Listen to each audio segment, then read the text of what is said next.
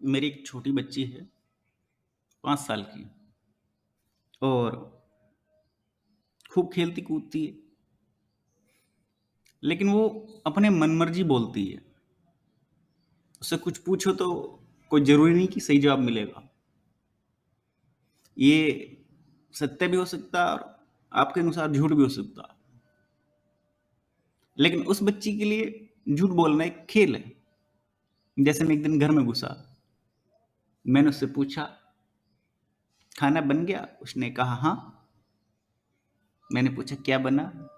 Mummy ने क्या बनाया? उसने कहा आलू के पराठे। मैंने अच्छा आपने खा लिए? उसने कहा हाँ खा लिए। मैं ऊपर आया और मालूम किया कि क्या बना है। पता चला वाइफ थकी हुई थी और उसने मूंग की दाल की खिचड़ी बना रखी थी। मैंने बच्ची की तरफ देखा, वो हंसने लगी।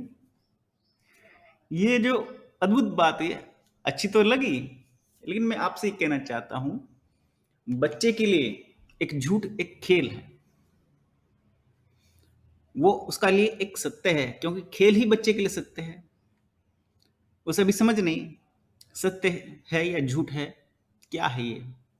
उसने जो समझा वो बोला, ये उसका दृष्टिकोण रहा। उस खेल में ऐसा अच्छा लगता है। जब आप बड़े हो जाते हैं, जब सत्य और झूठ को समझने लगते हैं, तब आप ये भूल जाते हैं कि कहीं कोई सत्य नहीं है, कहीं कोई झूठ नहीं है। क्योंकि एक ही बात किसी के लिए सत्य हो सकती है और किसी के लिए वो बात झूठी हो सकती है। इस बात को कोई कैसे स्वीकार करे कि ये सत्य है या झूठ है, इस पर तर्क वितर्क और वाद विवाद हो सकते हैं। लेकिन सत्य कहीं है ही नहीं, इस बात को भी आपको स्वीकार करना पड़ेगा। क्योंकि जब आप ध्यान करते हैं, ज्ञानियों ने, विद्वानों ने, शास्त्रों ने ये पढ़ा दिया कि आप सत्य बोलिए, जबकि सत्य से जीवन नहीं चलता। झूठ जीवन का एक अभिन्न अंग है, उसको आपको स्वीकार करना पड़ेगा। बिना झूठ के आप बहुत सारी परिस्थितियों को बैलेंस नहीं कर सकते। आप बिजनेसमैन हैं तो 100% कहता हूं कि आपको झूठ का सहारा लेना ही पड़ेगा। जीवन में नियमित रूप से झूठ बोलना एक अनिवार्य क्रिया है, ये जीवन का एक अंग है। भगवान श्री कृष्ण ने भी इसका बहुत सहारा लिया है और उन्होंने तो एक कृष्ण नीति भी बनाई। शकुनी ने भी सहारा लिया है। बड़े बड़े विद्वान लोगों ने झूठ का सहारा लिया है।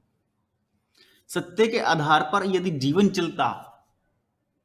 सत्य के आधार पर जीवन चलता तो सत्य की सत्ता ही बलवती होती है। केवल सत्य से जीवन नहीं गुजर सकता, सत्य भी एक झूठ है। इस बात को आपको स्वीकार करना पड़ेगा। वो सत्य झूठ कैसे है? वो सत्य झूठ ध्यान में जाकर के झूठा साबित हो जाता है। जब ध्यान करते हैं जब ध्यान करते हैं और यदि आप किसी से अपने मन के अनुसार कोई बात कह करके आए हैं जो सामने वाले के लिए झूठी है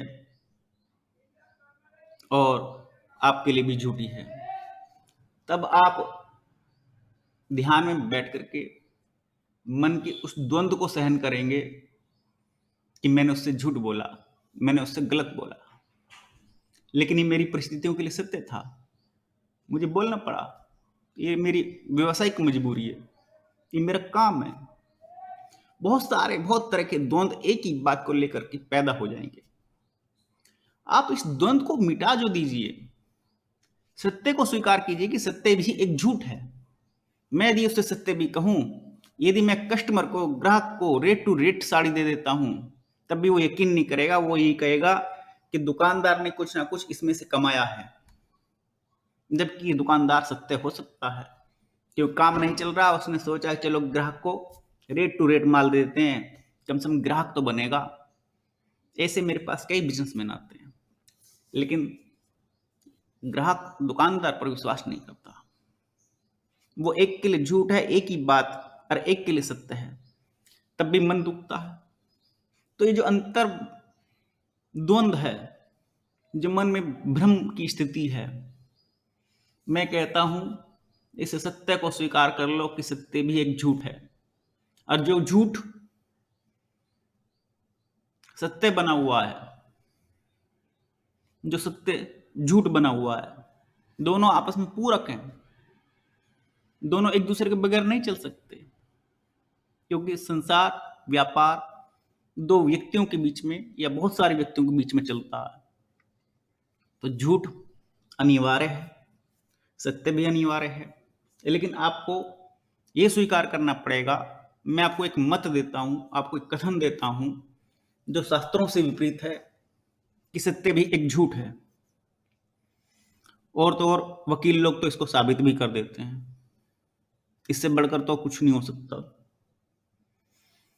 और जब आप ध्यान में बैठते हैं,